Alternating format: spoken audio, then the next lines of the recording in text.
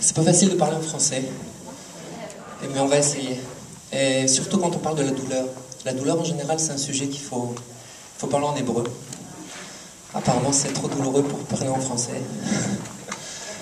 Et la gad bakeev mitoch emuna. Comment est-ce qu'on arrive à trouver la formule magique qui va nous permettre de sortir de nos douleurs? Ou plus justement, qu'est-ce qui va nous permettre de transformer cette même expérience douloureuse en une construction, quelque chose qui va nous construire, qui va nous aider justement. Et en hébreu, le mot ke'ev, c'est le mot ke'av. Av, c'est le père. Ke'ev, c'est la douleur. La ke'ev, elle est comme un père, c'est-à-dire qu'elle vient en fait nous aider a posteriori, pas a priori. A priori, il vaut mieux qu'on n'ait pas de douleur, il vaut mieux qu'on se sente très bien. Mais a posteriori, c'est elle qui va nous aider à nous positionner dans notre vie. En fait, dans notre vie, on a beaucoup de montées, de descentes, on a beaucoup de nisyonotes, d'expériences.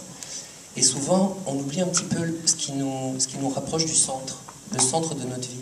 Quel est notre véritable endroit? Alors nos yeux ils vont commencer à s'allumer sur des tas de choses très superficielles et on va oublier le véritable but de toutes ces 120 ans pour lesquels on est venu ici. Et souvent l'expérience de la douleur, elle vient nous rappeler le Hav, le papa. Elle vient nous rappeler le but de tout ce qu'on est en train de faire. Elle vient nous rappeler quelqu'un qui s'énerve et qui est très, très énervé pour chaque chose, etc. Et qui se retrouve à avoir sans arrêt des problèmes dans sa vie. Il va commencer à faire un cheshbon nefesh, un retour sur soi. Il va dire, mais qu'est-ce qui m'arrive? Mais il faut que je me calme, c'est pas possible. Ou quelqu'un qui va avoir par exemple de la tension. Alors il va dire, t'as trop en tension. Quelqu'un qui va avoir du sucre dans le sang, il dit, je mange trop de sucre. Tout ce qui va en fait nous faire mal, c'est ce qui va nous ramener à un point de réflexion, un point de remise en question.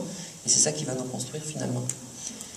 Et même si Rabbi Nachman dans la Torah 166, dans l'Écoute Moran, dit que Ve'afta l'ereacha kamocha, ani Hashem Elokecha. C'est Ve'afta l'ereacha kamocha, tu aimeras ton prochain comme toi-même. C'est un catéchisme ça, de dire ça. Parce que Ve'ava, c'est pas l'amour, Ava c'est echad, c'est être un avec l'autre. Reacha, c'est pas ton prochain, Reacha c'est le mal. C'est aussi ton prochain, c'est aussi le mal. C'est-à-dire qu'en fait, et Ani Hashem Elokecha Mazekashur.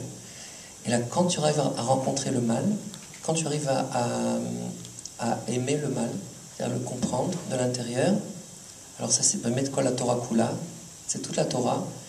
Et Ve'az atamegale Sheu Hashem Elokecha. Tu découvres le fait que Hashem c'est vraiment Elokecha, c'est ton Dieu à toi. Ça c'est notre travail à nous en tant qu'être humain. On est Nivraim, on est des créatures. Bara en araméen, c'est bar, ça vient du mot extérieur. On est extérieur, on a été sorti de notre point central. Et le point central, il est de savoir à chaque instant pourquoi est-ce que je suis là. Pourquoi cet enfant-là maintenant il fait des problèmes. Pourquoi est-ce qu'il y a une afsakat rashmal, une panne d'électricité. C'est des fois ne pas savoir la réponse, mais c'est au moins savoir se poser la question. Et personne ne peut répondre à cette question, sauf la personne elle-même. Okay? J'ai appris ça de qui? Du Rabbi Ishai. Quand une personne, elle vit quelque chose, c'est elle qui est capable de parler de sa propre douleur. Personne ne peut parler à sa place. C'est l'histoire aussi de Yov. L'histoire de Yov, qui est l'histoire terrible de quelqu'un qui lui arrive des tas de choses très très dures. Et puis, ses copains viennent le consoler en disant c'est de ta faute, c'est parce que tu as fauté, c'est parce que... sans de lui donner des tas de réponses rationnelles. Et au dernier verset, chapitre 38-39, c'est Yov qui découvre en profondeur pourquoi est-ce qu'il a eu toutes ces choses-là. Il arrive à regarder à l'intérieur. Et la question et la réponse qu'Akadosh Baruch Hu lui donne du pourquoi, c'est tu étais là toi à la création du monde? De quoi tu parles? Tu crois que tu sais? Tu crois que tu sais quelque chose? Tu sais rien. Il arrivait à cette compréhension et il a reçu tout après en décuplation, décuplé. il a reçu beaucoup, beaucoup plus que ce qu'il avait perdu. Et donc, en vérité, tout ce livre-là, il vient nous apprendre à passer d'une réaction simplement qui est sentimentale à une véritable construction. C'est tout le talir Evel, le talir d'endeuillement dans la halacha, qui vient nous dire Shlosha leberi, Shiva, Ken, Shiva leberi, Veshloshim, Achareze Veshana. On a une progression qui nous permet un processus qui nous permet de se séparer de la douleur en d'abord extrémisant la douleur, en la rendant encore plus forte. Okay. Au début, pendant les premiers jours, d'abord espède, et après béchi, et après à pleurer. Okay. Et donc il faut pleurer pour pouvoir dire après au 7e jour, pour pouvoir dire, bon, qu'est-ce qu'on fait maintenant? Là, on commence à revoir la réalité maintenant d'une autre manière. On va transformer notre regard sur la réalité. On ne va plus regarder la réalité comme on l'a regardé jusqu'à maintenant, parce que maintenant, je vais devoir savoir qu'est-ce que je fais avec ça. Qu'est-ce que je fais avec cette douleur-là?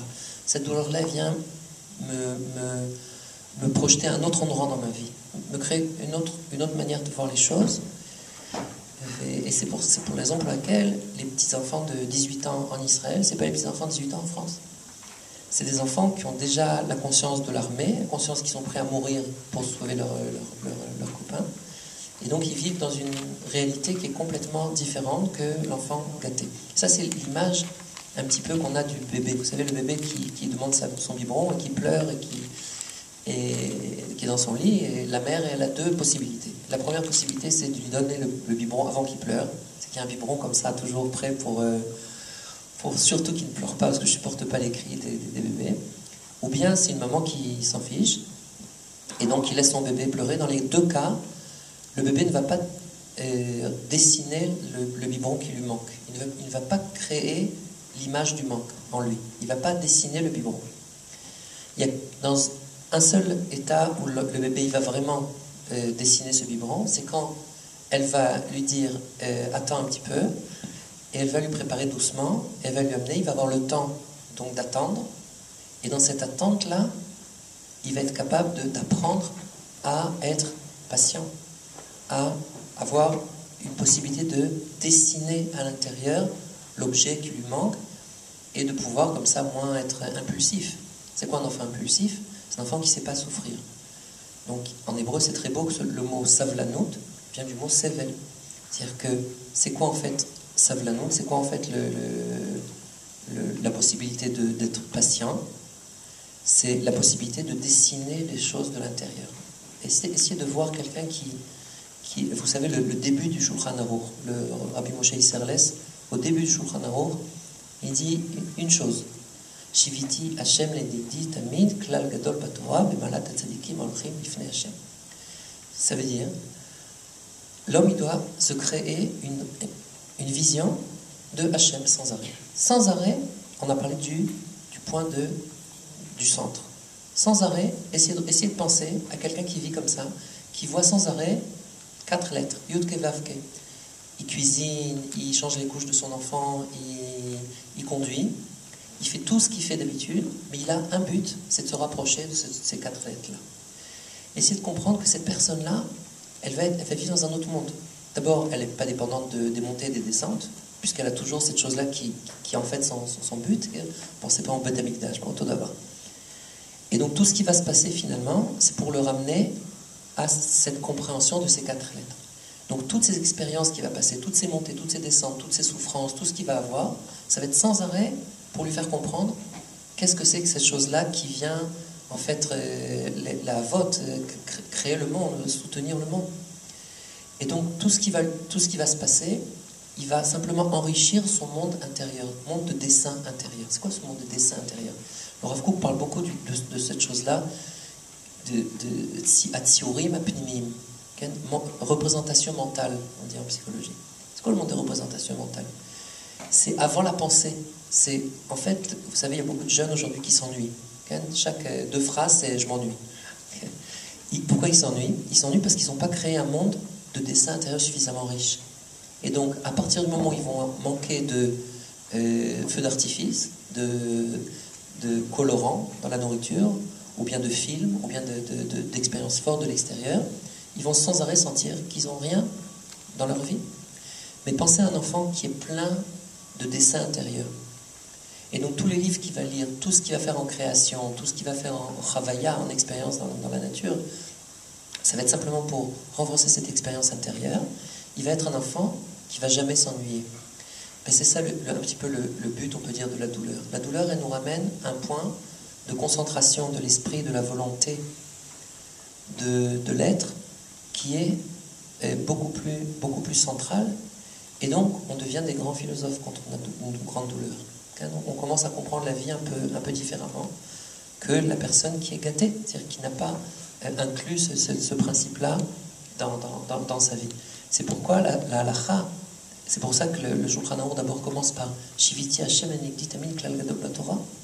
Si on était capable de faire cette chose-là, on n'aurait même pas envie de faire des bêtises. On n'aurait même pas envie de fumer une cigarette. On n'aurait même pas envie de, je sais pas ce que c'est des bêtises, mais on n'aurait pas envie d'en faire.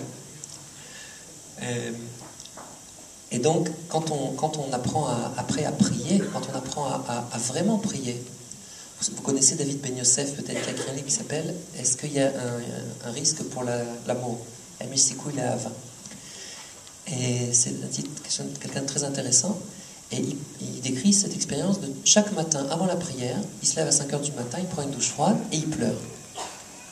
Et il pleure. Et donc, quand il pleure, ça veut dire que quoi? Ça veut dire qu'il permet à son monde à s'ouvrir à quelque chose d'autre. Okay? Les tzadikim, à Chatzot, au milieu de la nuit, ils pleurent sur le Khurban. On va être à Yud Zayin Bet Tammuz bientôt. Et on a 3 semaines après jusqu'à Tisha B'Av, un peu d'endeuillement. Pourquoi on était endeuillé? Parce qu'on n'a pas su voir que dans le manque, il y avait un bien. On était dans le désert, on était très célèbre, on était très bien, on était très embourgeoisé, on avait tout. Et tout d'un coup, on a dû apprendre à se séparer de cette même expérience d'avoir tout. Alors pourquoi il faut fermer les téléphones? Parce que c'est sentir, quand on ferme le téléphone, c'est sentir qu'on peut vivre sans l'autre et que l'autre peut vivre sans nous. C'est sentir qu'on peut vivre avec le manque. C'est très fort. Et donc, c'est quoi en fait cette période qu'on va passer? Chachamim, ils disent dans Baba Batra, dans la page 60, Kol amitabel al Yerushalayim bechorbena, ireoto bebinyana. Ça veut dire quoi ça? Si j'arrive à m'endeuiller sur Jérusalem qui est détruit, je pourrais voir sa joie. C'est pas vrai. C'est-à-dire qu'on peut pleurer et ne pas voir Jérusalem qui va être construit, ne pas voir le Beth Amikdash. Non. Sous celui qui va être mitabel, qui va sentir la douleur du manque, il va pouvoir être capable de voir Yerushalayim en lui. Il va être lui-même Yerushalayim. Parce que c'est quoi Yerushalayim? Yerushalayim, c'est cette même capacité de vivre le manque et d'à partir de ce manque-là, de créer un monde intérieur riche. Kimitzion, etc., ou Dvar Hashem, Yerushalayim. Dibur Eloki, la névoie, la prophétie. C'est ça qui peut sortir de cette même expérience du manque. Et dans ce manque-là, de pouvoir remplacer ce manque par des visions plus intérieures, d'intérioriser le regard. C'était ça la faute des explorateurs. Ils n'ont pas intériorisé le regard. Ils n'ont pas vu la réalité d'extérieur de l'intérieur. Qu'est-ce qu'ils ont vu? Ils ont eu une réalité d'Israël qui, dans son manque, veut dire on ne vient pas, on ne peut pas. Il y a des gens jusqu'à maintenant qui disent c'est tellement dur qu'on ne peut pas. Et le travail, c'est exactement l'inverse. C'est-à-dire, il y a un manque. S'il y a un manque, c'est quelque chose de très grand. C'est-à-dire quelque chose de beaucoup plus grand que ce que je pensais. C'est pour ça que toute personne qui fait l'Aliyah, les 3 premiers jours de son Aliyah, au moins, il perd quelque chose de très important. Non? Il n'y a que moi. C'est pour lui dire Baruch haba, bienvenue, tu arrives, sauf, enfin, tu arrives à ta terre. C'est-à-dire, tu arrives à la terre dans laquelle, quand on fait rentrer la graine dans cette terre-là, elle se décompose. Baruch Hashem. Et vous mettez la main après dans la terre, quand vous essayez de toucher la graine, qu'est-ce qu'elle est devenue? Et vous trouvez un produit comme ça, humide et de pourriture.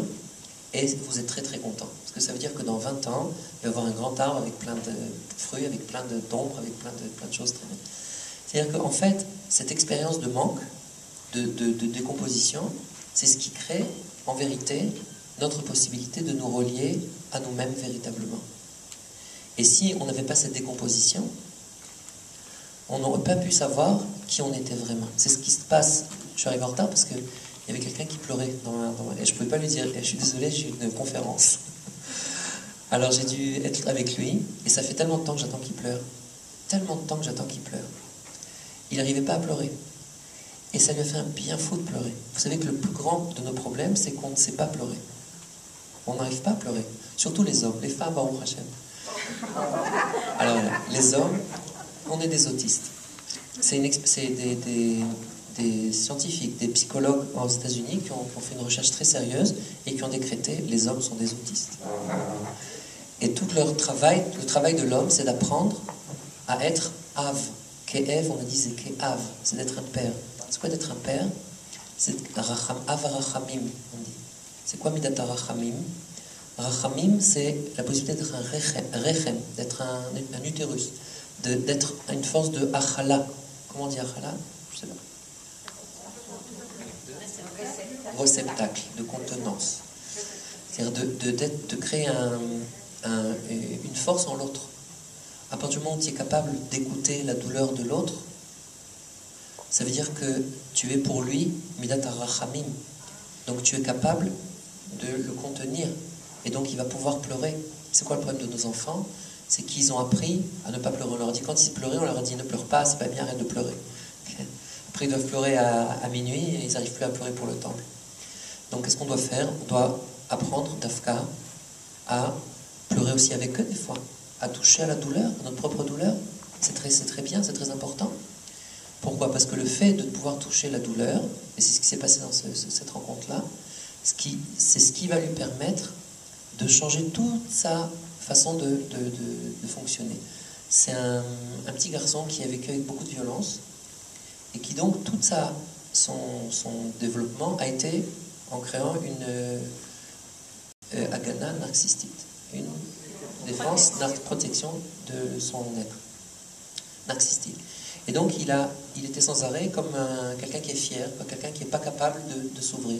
À partir du moment où tu es capable de créer une fente dans ce processus-là, où tu arrives à lui faire montrer qu'il peut être pagia, qu'il peut être touchable, qu'il peut toucher sa douleur avec toi, tu l'as guéri. Tu l'as guéri. C'est une personne que l'expression de son problème, son histoire, c'est qu'il a une tendance à aimer les garçons plutôt que les filles. Et donc, ce qui est en train de se passer maintenant dans tout ce processus-là, c'est que donc petit à petit, il peut être avec lui-même, donc il peut être aussi avec l'autre. C'est ce qui se passe. Parce qu'il est capable de toucher sa propre douleur, donc il est capable d'être Av. Il est capable d'être père. Donc d'être Rachamim, de sentir qu'il peut être aimé. Parce que je peux être aimé même quand je pleure, même quand j'ai mal. C'est ce qui se passe dans les Shiva, pendant les 7 jours après le deuil.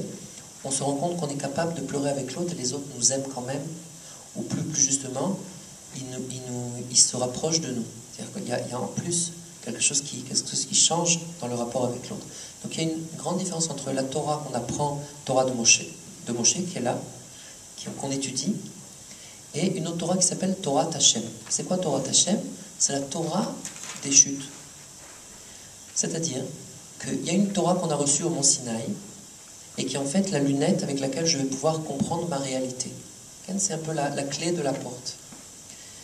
Mais il y a une Torah qui est beaucoup plus profonde. Et ça, c'est une chose que le monde Triloni a bien compris dans son intuition, mais qui, des fois, ne sait pas à quoi en faire. Qu'il y a quelque chose dans la réalité, des fois, qui est encore plus fort, dans l'expérience de la réalité. Et ce qui se passe là-bas dans le monde des expériences et des chutes et des problèmes, ça s'appelle Torah Hashem. C'est-à-dire que c'est en fait la Torah sur laquelle il est dit que Dieu, il a regardé la Torah, il a créé le monde. C'est cette même Torah. C'est comme un architecte qui regarde son plan et qui crée le monde. Le monde, il est rempli de sa Torah à Hashem. Et on a reçu la Torah de Moshe sur le mont Sinaï pour comprendre cette Torah de Hashem. Cette Torah-là, elle s'appelle Torah Tanefilot. La Torah des chutes. Quand on chute dans la réalité, on arrive à comprendre des fois des choses beaucoup plus profondes parce qu'on a Torah de Moshe. Et parce qu'on a la compréhension que ce Nisayon-là, Milachon Nes. Vous savez qu'il n'y a pas un mot en hébreu qui décrit la chute, qui vient nous dire que ce n'est pas pour nous faire monter. Nefila, mafila, la chute, nous active, nous réveille.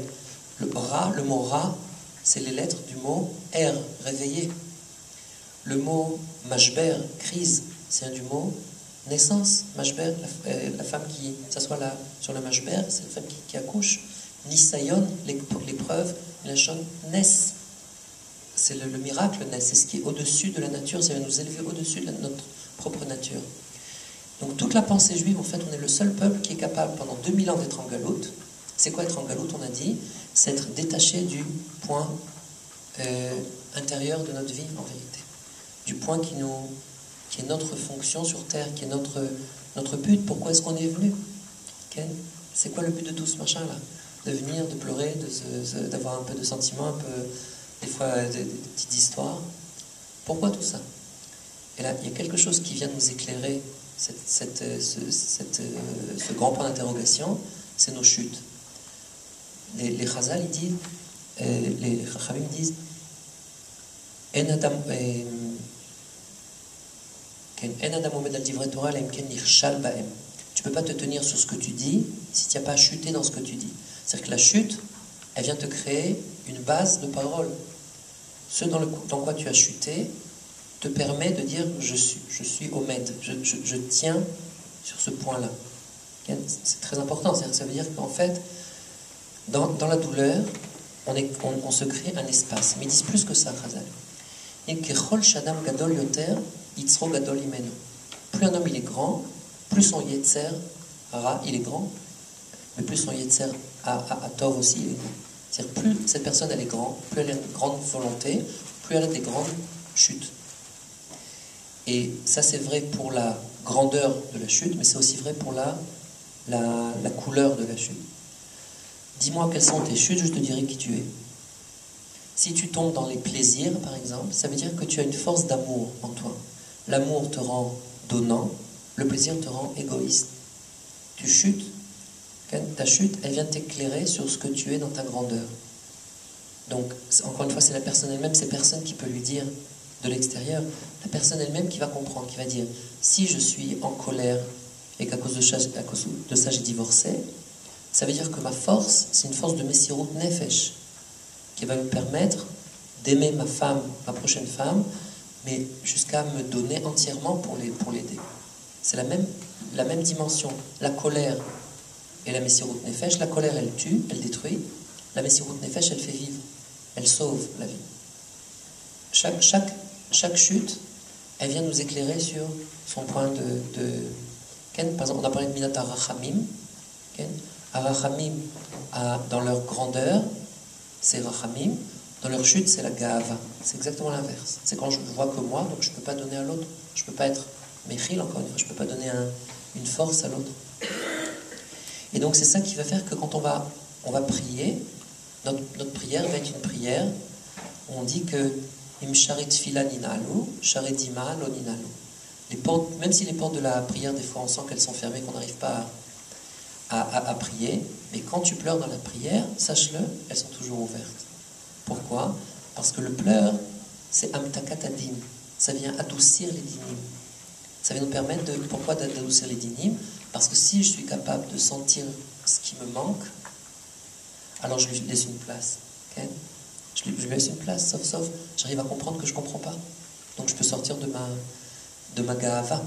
Non, c'est quoi tout ce truc-là? Si on essaye de regarder à l'intérieur, vous savez qu'on a l'hémisphère droit, l'hémisphère gauche. L'hémisphère droit, c'est un monde plutôt de tsio, encore une fois, de représentation mentale, le monde artistique, plutôt ici.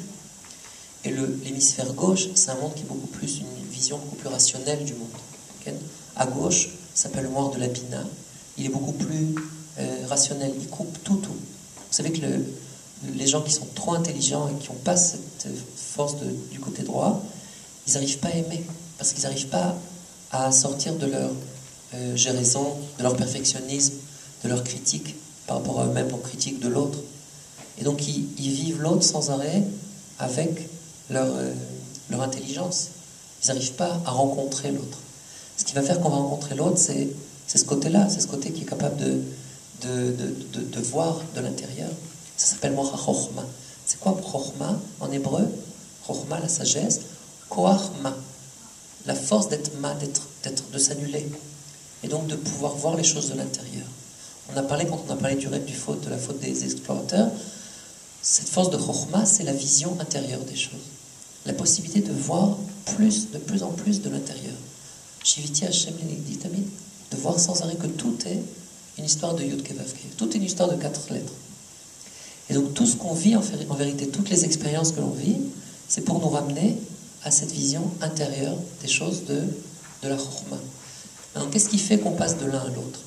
Qu'est-ce qui fait qu'on va, sauf on va arrêter de maîtriser? Pourquoi est-ce qu'on est là d'abord? On est là parce qu'on veut maîtriser, on est là parce qu'on veut essayer de tout savoir. C'est le monde des réponses ici. Ici, c'est le monde des questions. Qui c'est qui est en question? C'est quelqu'un qui souffre. Quand on est en souffrance, il se passe 3 choses très importantes. D'abord, on tombe dans une espèce de relaxation terrible parce qu'on n'a plus la force de rien. Okay. Après, on commence à dire que peut-être on ne sait pas. On est capable de se remettre en question. Et surtout, on est capable d'essayer de voir la réalité d'une autre manière, de relation plus profonde à la réalité. C'est ce qui se passe quand on rêve la nuit. Qu'est-ce qui se passe quand on rêve la nuit? Arpaya, mais la shon refoua, la relaxation en hébreu, c'est le mot médecine. Okay. Et après, sheina. Sheina en hébreu, c'est Melachon Shinui, c'est le sommeil qui vient du mot se changer. Pourquoi est-ce qu'on change la nuit? On se change parce qu'on est cholem. Okay. C'est quoi chalom? Le rêve. Chalom en hébreu, ça veut dire achlama, guérison. Pourquoi est-ce qu'on rêve et qu'on se guérit? Parce que d'abord, on a 1/60e de mort, et après on a 1/60e de prophétie. Au début, on sort des mauvais rêves, c'est-à-dire des choses stam, des douleurs, et après, donc, on est capable de voir notre vie de l'intérieur. Et donc, on se réveille, on a plus de force. Ce mort-là, ce côté-là s'appelle Achaya Sheba Nefesh, la force de revie. C'est quoi revenir en Eretz Israël? C'est passer de là à là. C'est passer d'une relation intellectuelle à la vie, où je pense à l'autre, où je pense à moi, où je me regarde de l'extérieur, d'une vision qui est intérieure, dans laquelle je me rencontre, dans laquelle je vis ma vie, dans laquelle j'apprends à vivre le présent. Vous savez, il y a une très grande chercheuse aux États-Unis qui a eu un IROA, comment ça s'appelle, un accident vasculaire du côté gauche, le Aleno. Et donc elle a commencé à voir le monde que du côté droit. C'était justement le sujet qu'elle étudiait. Elle explique, pendant 7 ans après elle a été soignée, elle explique qu'elle vit la vie pendant 7 ans avec beaucoup de plaisir d'abord, et avec elle rencontre la vie. Elle ne réfléchit pas tellement à la vie. Elle est toujours prête, elle est très heureuse. Et il y a surtout un présent qui est très, très, très, très large. Et le passé et le futur, elle s'en fiche. Elle vit la vie. Et en vérité, ce qu'on a besoin, nous, c'est de ça. C'est ça de faire. C'est d'apprendre à ce que le sechel, la pensée, elle soit subordonnée à la vie. Et pas l'inverse. Pas que le centre de la vie, c'est notre sechel, notre intelligence. C'est quoi la ke'ev? C'est quoi la douleur? La douleur, c'est exactement ce qui va nous permettre de passer d'un côté à l'autre. Et donc, il y a une possibilité d'avoir moins de douleur, Bezrat Hashem, c'est de vivre de ce côté-là. C'est-à-dire, de plus on va rencontrer quelqu'un qui vivait complètement de ce côté-là, c'est Yitzhak Avinu. C'est que Yitzhak Avinu, il a fait la guerre avec personne. Avraham Avinu, il a fait la guerre. Yaakov, il a fait la guerre. Mais Yitzhak, il n'a pas fait la guerre. Pourquoi il n'a pas fait la guerre, Yitzhak? Parce qu'il a Utiken Midat Agvura, il a réparé la Midat de rigueur. Et donc, de cette rigueur-là, il a créé cette même vision intérieure des choses, dans laquelle tu vois tout de l'intérieur, et donc tu es capable de donner une force à chaque chose, tout ce qui t'arrive. Et c'est Washir à sa mère Bechelko, c'est qui le vrai riche, pas le faux riche. Le vrai riche, celui qui est joyeux de chaque chose, c'est-à-dire qui est capable de donner une valeur à chaque chose. C'est pourquoi la Midat Adin, cette même dimension de rigueur, c'est elle qui est capable d'être Sanégor d'Israël, d'être l'avocat d'Israël dans tous les c'est Yitzhak Avinu. Cette capacité de voir chaque chose, la réalité de l'intérieur. Et donc, encore une fois, la Achil est à Metziut. Pensez à un enfant qui pleure, par exemple, et on est capable, ou un enfant qui est en colère, encore mieux, et je ne vais pas lutter avec cet enfant-là qui est en colère, je vais voir en deçà, dans cet enfant qui crie, un enfant qui pleure. Je vais voir plus intérieurement. Et donc je vais pouvoir être avec lui, dire pourquoi tu es en colère, qu'est-ce qui t'arrive? Je vais pouvoir être avec lui, je ne vais pas me séparer. Quand est-ce qu'on fait cette séparation-là? Quand on vit avec le côté gauche. Quand on est en stress, on vit avec le côté gauche. Quand on est en stress, quand on a peur, quand on sent qu'on veut être, encore une fois, dominer la réalité, on va du côté gauche. Réfléchissez à quelqu'un qui veut vivre en conduisant, par exemple. Quand on conduit sur la route et qu'on veut passer du côté droit et que la voiture ne te laisse pas passer du côté droit. Alors, tu as deux possibilités. Ou bien tu le klaxonnes et tu le maudis, je ne sais pas ce que tu fais, et ça ne marche pas en général. Ou bien tu peux le regarder dans les yeux et dire « je peux passer ?» Et il dit « bien sûr ». Et c'est comme ça en Israël. Et quand quelqu'un il veut pas vous faire passer, qu'est-ce qu'il va faire? Il va pas vous regarder. C'est ce qu'ils ont fait quand ils ont fait le Gush Katif, les Pinoy. Ils ont appris les Chayalim à ne pas regarder. Parce que si tu regardes, tu fonds en Israël. Donc qu'est-ce que tu fais pour ne pas fondre? Tu ne regardes pas.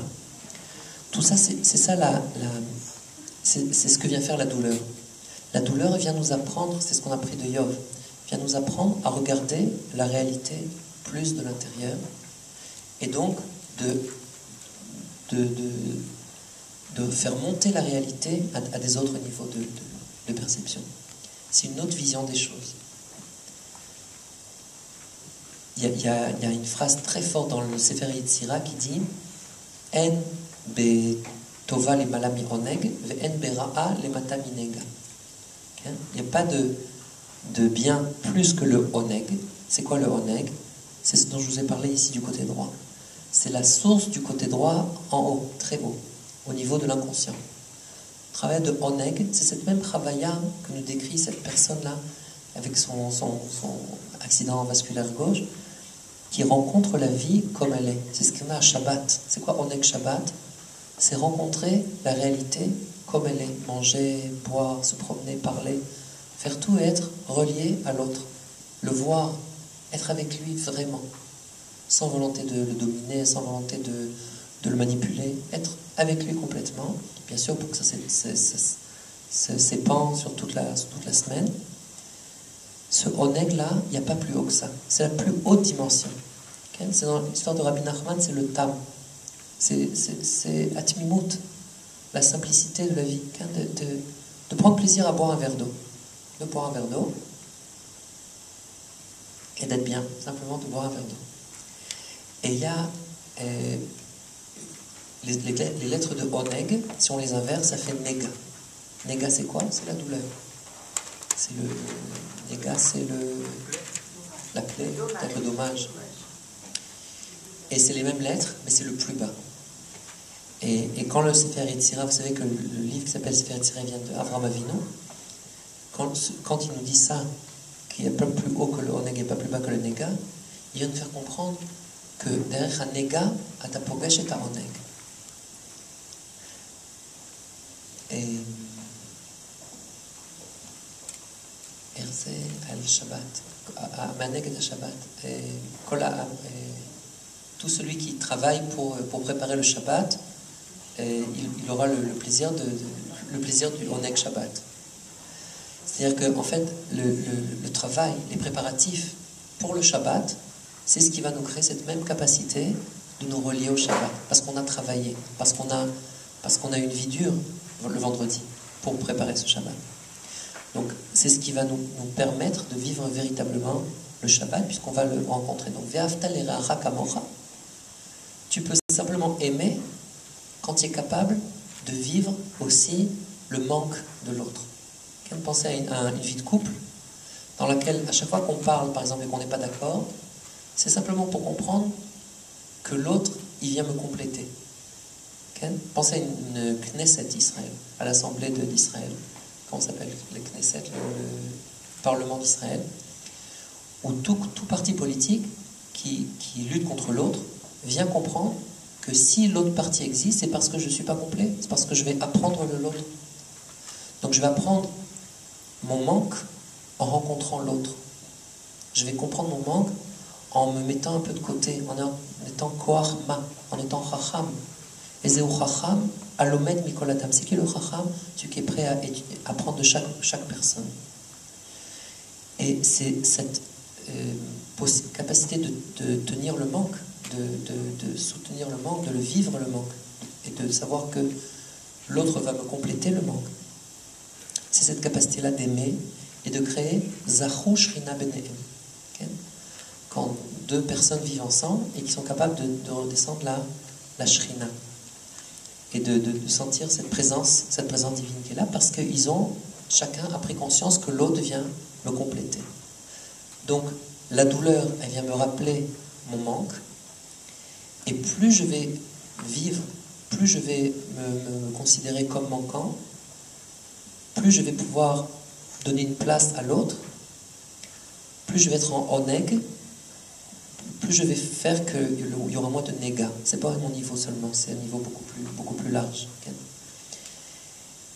Et c'est ça un petit peu notre vie. C'est la capacité de voir que chaque néphila, tout ce qui va m'arriver, tout ce qui va se passer, qui va me descendre en bas, c'est pour me montrer le chemin du retour beaucoup plus haut que ce d'où je suis sorti. Donc ce qu'on doit être, c'est pas de pas être hystérique. C'est quoi hystérique? En hébreu, hystéria, c'est de ne pas voir ya. C'est estéria. Quelqu'un qui ne veut pas voir ya, ce même point intérieur. Et donc chaque chose qui arrive, qu'est-ce qui va? J'ai peur. Qu'est-ce qui va m'arriver? Okay. On a peur de tout. Alors il y a une loi dans les sentiments, dans la gestion des sentiments. C'est une loi qui s'appelle 10-90. 10%, 90%. 10%, c'est on vit la chose elle-même. On pleure parce qu'il y a quelque chose qui est arrivé, donc on doit pleurer. On a peur parce qu'il y a quelque chose qui nous fait peur. On est en colère parce qu'il y a quelque chose qui vraiment nous met en colère. Mais 90%, c'est la peur d'avoir peur. C'est la tristesse d'être triste. C'est la colère d'être en colère. En 90%, on est hystérique. C'est quoi hystérique? Estéria. On n'est pas capable, au moment où ça arrive, de comprendre qu'est-ce que je vais apprendre de cette chose-là. Et donc, on fait comme une inflammation, du monde Rikshi, et on réagit trop fort. Et donc, plus on va être relié à l'intérieur, plus on va être capable d'apprendre sans arrêt, de comprendre que chaque chute, elle vient nous apprendre. Chaque irida, il est tzorech aliyah.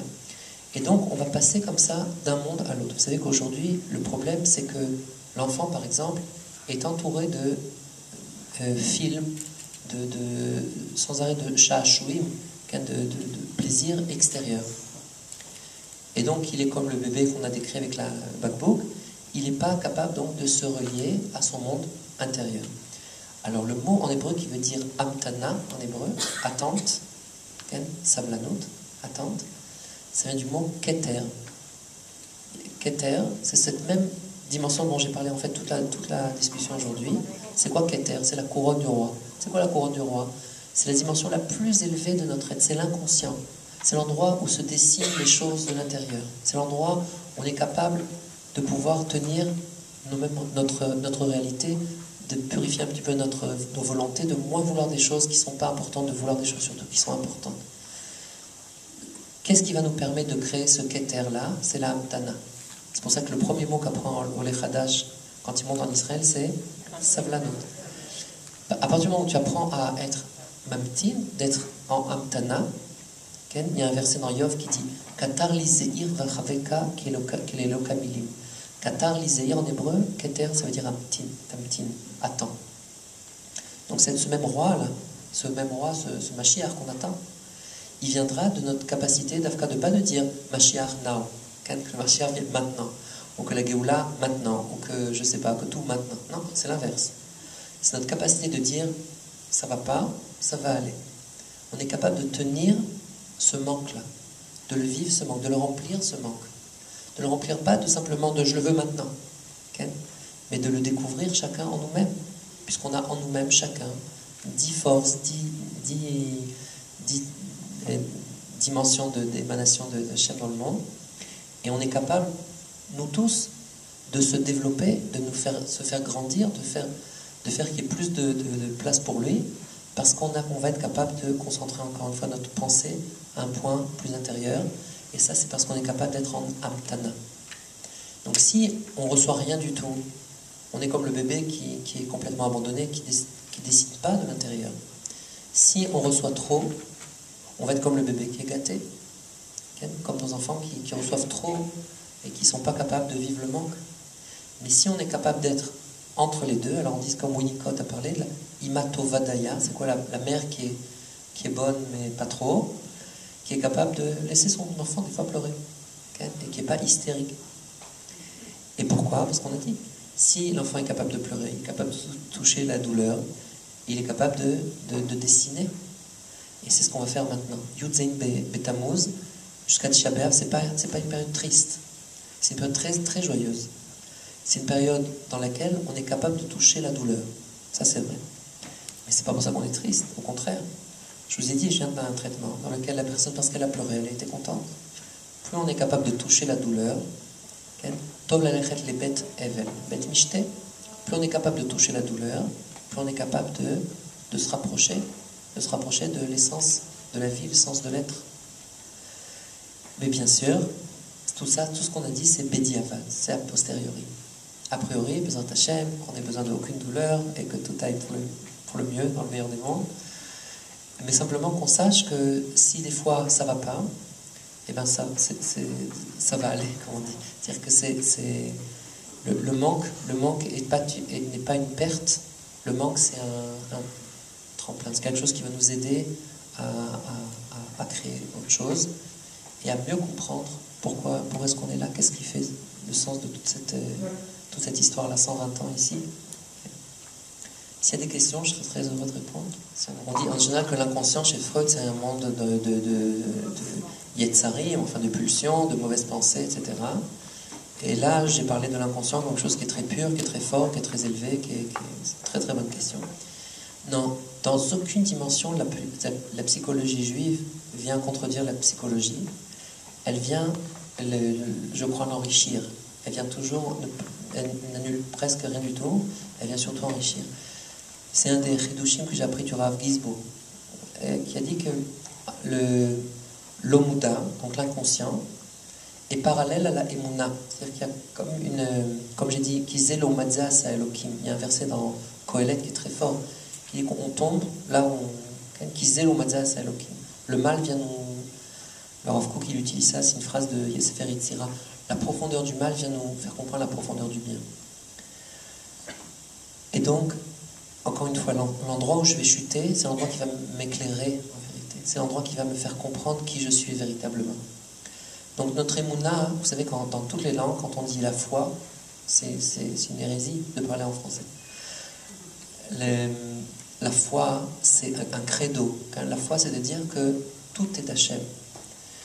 Le mot émouna, il vient dire que, comme omna, comme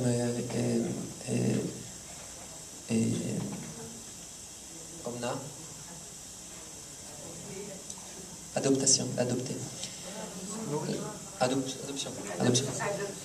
Et l'émouna, c'est la possibilité d'être avec la réalité, de comprendre, d'adopter la réalité, de l'apprendre, et d'apprendre dans cette même rencontre avec la réalité à comprendre qu'est-ce qu'il me dit.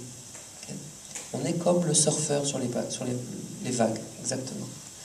Que ce surfeur-là, il apprend sans arrêt à chaque vague comment est-ce qu'il va transformer son corps pour pouvoir l'ishlot, pour pouvoir être en maître de la glisse. Donc c'est comme ça un petit peu avec nos yetzarim. À chaque fois qu'on va avoir des chutes, ça va vouloir nous éclairer sur qu'est-ce qu'on va faire maintenant, qu'est-ce qu'on peut faire. Donc le mal, c'est pas qu'il est bien, le mal il est mal. C'est une des grandes erreurs de Shabbatai Tzvi de dire que le mal est bien. Mais a posteriori, le mal il vient nous éclairer, pas a priori.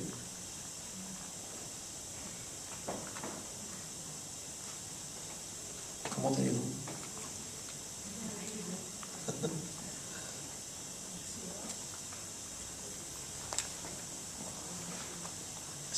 Si j'ai bien compris tout à l'heure, vous avez dit que plus on chute fort et plus on rebondit haut. Donc en fait, notre problème d'éducation avec nos enfants, on essaye à tout prix de leur éviter la chute, ou que la chute soit moins dure. D'après ce que j'entends chez vous, plus on chute dur, plus dure sera la chute et plus la résilience sera forte. Et alors, la question est très bonne.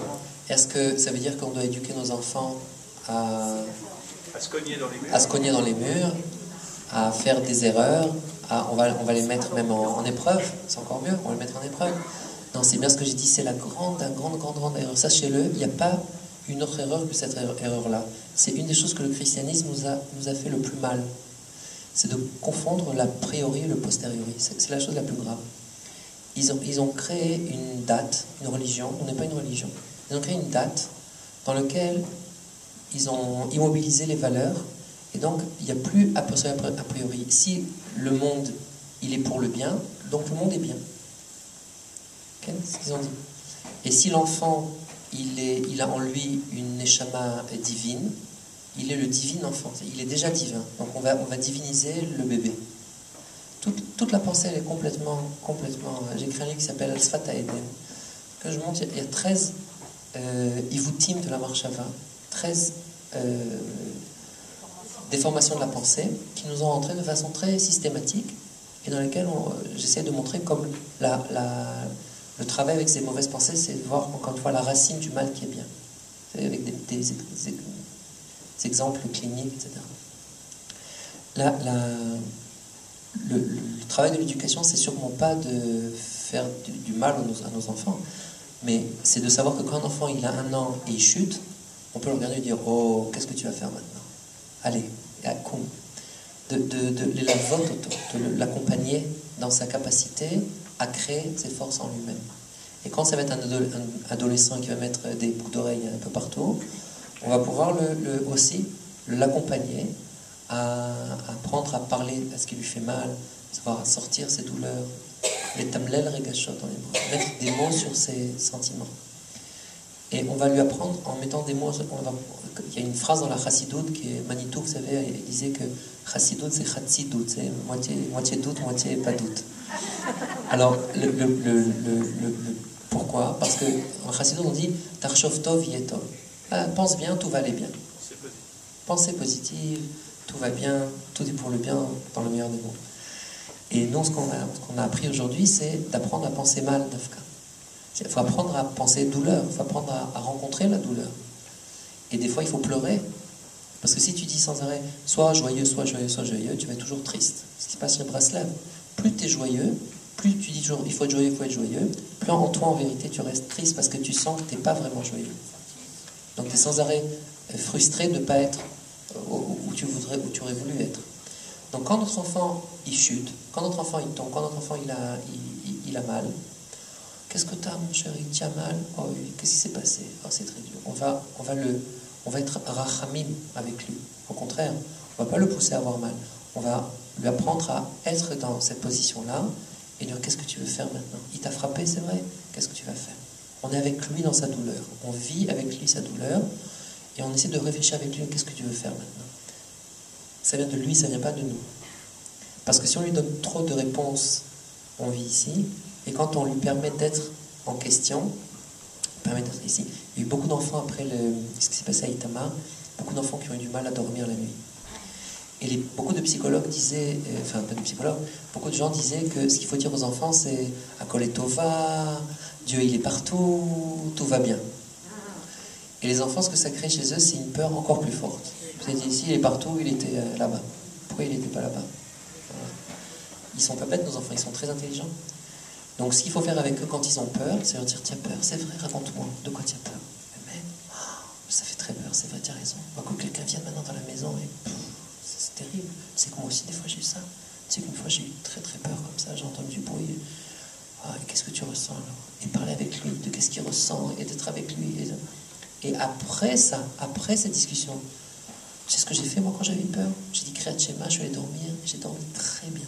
Le lendemain, je me suis levé, j'ai compris que tout ça, c'est après. Une fois qu'on a rencontré l'enfant, une fois qu'on a vécu sa douleur. Alors, c'est peut-être pas ça la discussion, c'est peut-être une autre discussion, mais ce qui est important, c'est que la discussion, elle commence par être avec lui et pas lui donner des réponses. L'enfant, il n'a pas besoin de réponses. Dans le couple, quand il y en a un qui vient pour se plaindre à l'autre, c'est pas pour que l'autre lui dise une réponse. Ce qu'on attend surtout, c'est que quelqu'un m'écoute, qu'elle soit à mon écoute, soit avec moi. Et quand la personne, quand l'autre est capable d'écouter son conjoint, sa conjointe, c'est qu'il y a un couple, il y a un véritable couple. Zaho, Shrina Bene, il y a une possibilité de créer, encore une fois, Yudke, une descente de Hachem dans ce monde-là. Okay.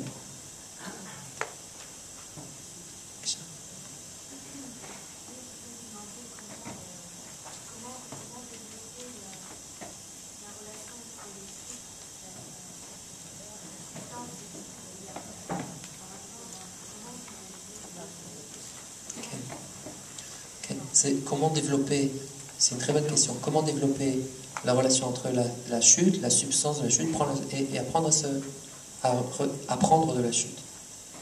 Donc vous me dites en une question très simple, comment vivre? C'est ça la vie en vérité. C'est quoi la vie? C'est d'apprendre à sans arrêt, pas seulement être joyeux et de se sentir bien quand ça va bien, de savoir, c'est le peuple juif, car on est capable de sortir d'une Shoah et de créer un pays. On est capable de vivre la chose qui est impensable. On est capable, dans cet impensable-là, de créer la chose qui est impensable, mais à l'inverse, dans le bien. Et ça, je pense que c'est un peu en vérité, c'est ce qu'on a en nous. Je dis quelque chose de très important. D'abord, c'est d'étudier la Torah. C'est-à-dire que notre Torah, déjà, elle nous donne sans arrêt l'étude. Elle nous apprend à vivre sans arrêt ce sujet-là. C'est le sujet à peu près essentiel. Le deuxième verset de la Torah, on aurait pu penser que la Torah, c'est un joli livre avec des jolies histoires. Et la Torah, elle commence par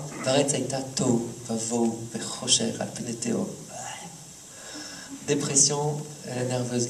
Le deuxième verset, il nous rentre dans la dépression. C'est quoi tout ça? Tohu, les Chachamim disent, c'est la peur.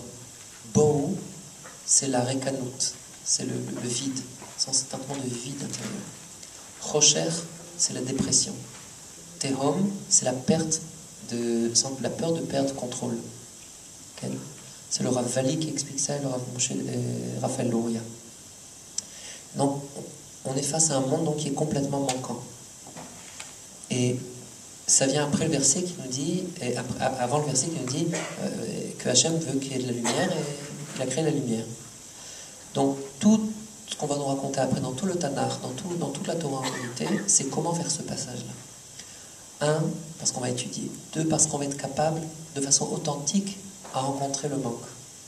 À ne pas à faire l'autruche, à mettre la tête dans la tête. 3, pas être hystérique. Hystéria, on a dit, c'est le manque de vision de Hachem. 4, on va apprendre donc cette nousra qui est magique complètement, de Kohelet, qui zelo matze asa Elokim. Ce que j'ai vécu là, c'est pas parce que je suis coupable, pas parce que je fais quelque chose de mal, pas parce que on n'est pas, encore une fois, c'est un des péchés du christianisme. Mais cette chose-là, qu'est-ce qu'elle vient m'apprendre sur moi-même, ma capacité de faire du bien. Okay? Donc, c'est très important de comprendre ça. La souffrance, c'est jamais un message de punition. Et la souffrance, elle vient m'aider à comprendre plus que ce que je comprenais jusqu'à maintenant. Alors, encore une fois, j'ai commencé à dire la première phrase, c'est très important. Il y a quelque chose qui peut être fait, je crois, qu'en hébreu. Je m'excuse de le dire, mais je crois que c'est ça. Je pense que vous avez compris que j'ai beaucoup parlé des mots en hébreu. Je pense qu'il y a quelque chose dans la langue étrangère, peu importe laquelle, qui nous laisse à l'extérieur, encore une fois. Qui nous laisse à l'extérieur. Donc il y a quelque chose qu'on va devoir faire quand même, c'est apprendre l'hébreu, mais encore une fois, apprendre l'hébreu qui va nous servir pour ces choses-là. Okay? C'est-à-dire comprendre la langue. Quand on va comprendre la langue intérieurement, je pense qu'on va réussir encore mieux à faire ces renversements, c'est véritablement des vrais renversements de situation. On va comprendre que ce qui m'est arrivé finalement, il y a un message qui sous-tend ces choses-là.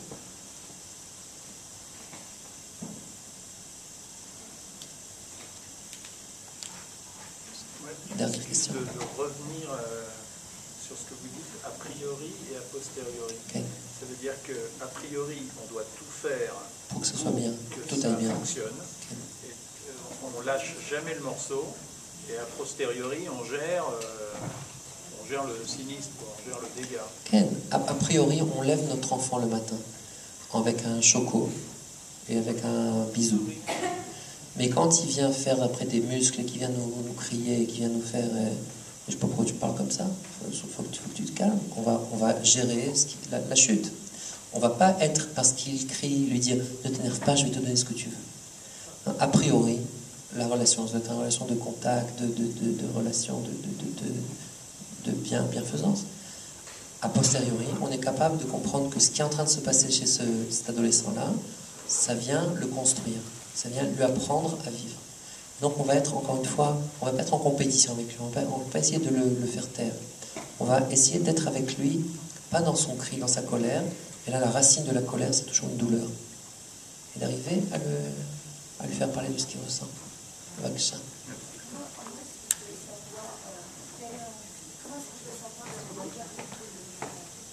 Comment est-ce qu'on peut savoir si on a bien compris? Ah, c'est une bonne question. C'est une bonne question. Je ne peux pas vous répondre dans ce sens-là, je peux répondre dans l'autre sens. Comment est-ce qu'on peut savoir... C'est quoi la question? Comment est-ce qu'on peut savoir qu'on a bien compris ce que Hachem voulait de nous? On ne peut pas savoir, je ne sais pas. Et beaucoup de choses que je ne sais pas, c'est une des choses. Mais il y a une chose que je peux savoir, c'est l'inverse. C'est-à-dire que si des choses reviennent sur eux-mêmes, c'est que je n'ai pas encore réparé la racine du problème. Et donc j'ai encore une possibilité de, encore une fois, pas réparer dans le sens, vraiment c'est très important, pas réparer dans le sens de la faute qu'il faut réparer dans le sens qu'il y a quelque chose qui m'attend, il y a quelque chose de plus grand, et que je suis capable maintenant de faire un travail sur moi qui va me faire monter, qui va me faire grandir. Okay. La dernière question.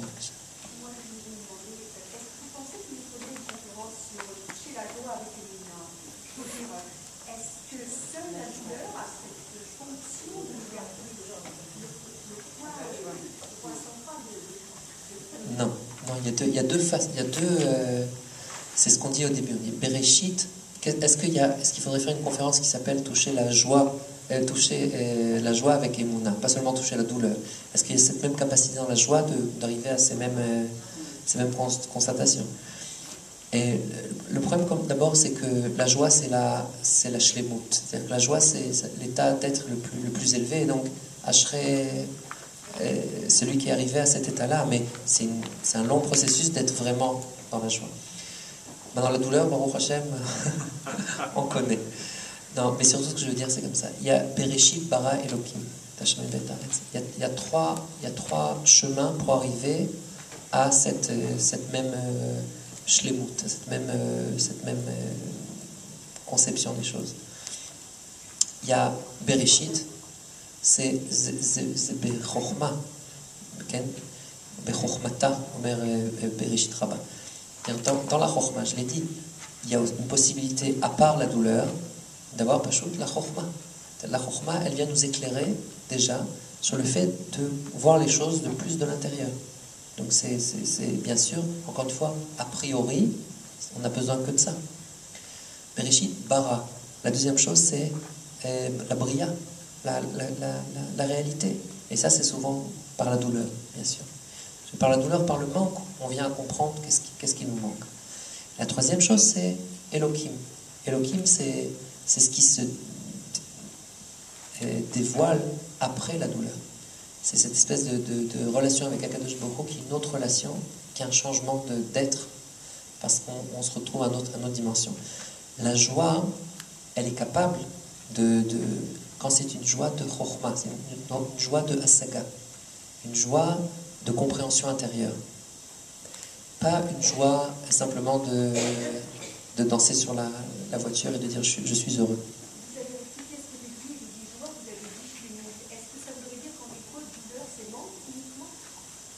Douleur, ça nous relie à une relation de manque. Ça nous relie au manque.